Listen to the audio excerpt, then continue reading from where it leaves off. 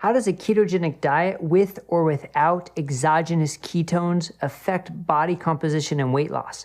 That's a new study published by Dr. Jeff Volek and his colleagues from Ohio State, which is really interesting because the role of both ketone levels and exogenous ketones is still very much in flux in terms of overall health. What does it mean for our weight or for our metabolic health or for our body composition?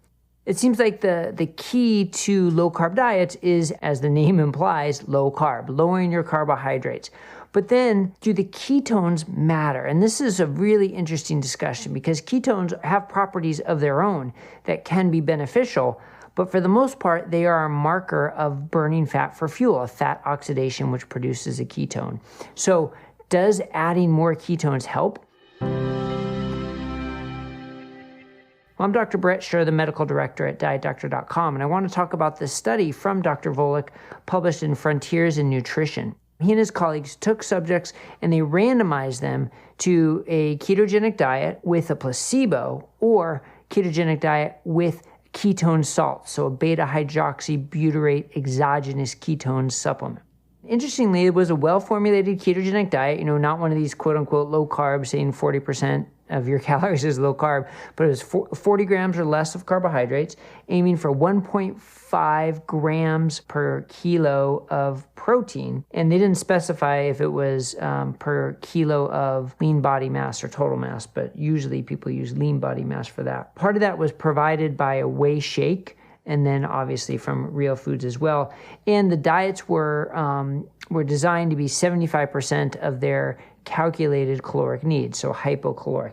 And the food was provided. It was prepared and provided, so that's another impressive feature from the study. And it was only 6 weeks long, and what they found was both groups for the ketogenic diet with placebo and ketogenic diet with the ketone salt, they lost 7.7 kilos, so over 15 pounds in just 6 weeks, 4.6 kilos of fat mass, and about 2 kilos of fat-free mass, with about 20% decrease in their visceral adipose tissue. And these were people who were low-carb naive, so they were new to low-carb diets.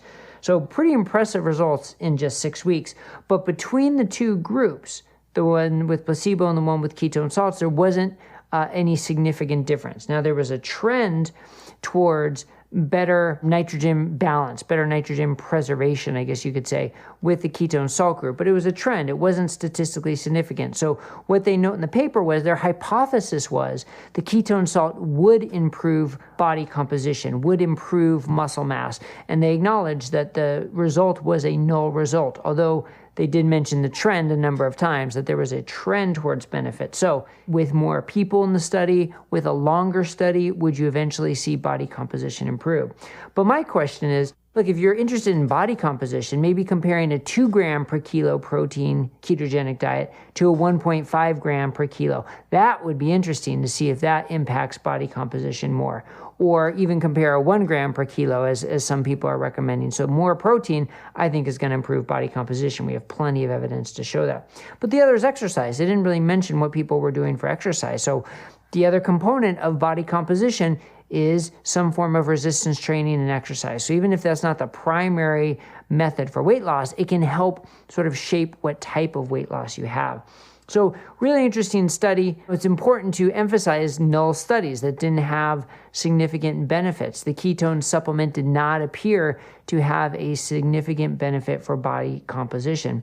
But if it was longer, if there was some exercise involved, if there was higher protein, I would love to see how those impact it, because that's what sort of the rest of the evidence in this field suggests would have the biggest impact. Interestingly, they also had a non-randomized low-fat dietary component. I don't love that that was non-randomized. I would have liked to have seen people randomized to the low-fat placebo and the ketogenic diet with the ketone salt, so I'm not sure why they didn't randomize to the low-fat as well.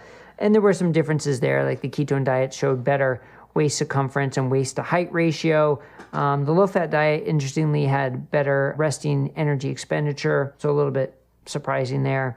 But the other thing is the ketone salts actually added to the ketone level over the first few weeks, but then they sort of normalized with the ketogenic diet and didn't provide extra ketone levels. So one of the other main questions is, what is the role of ketone levels in health and weight loss? And this is just one more example that for general health, for general weight loss, even for metabolic improvements, we don't have much evidence to say higher ketone levels are better.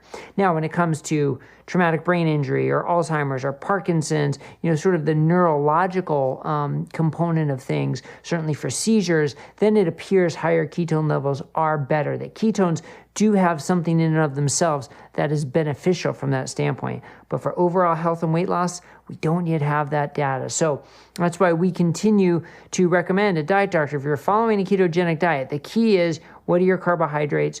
What are your overall calories? And what is the chance that you're going to sustain this long term in a healthy, well-formulated ketogenic diet with plenty of protein? That's the focus, not what are your ketone levels? Are you reaching a certain goal? Because that doesn't appear to have the biggest impact.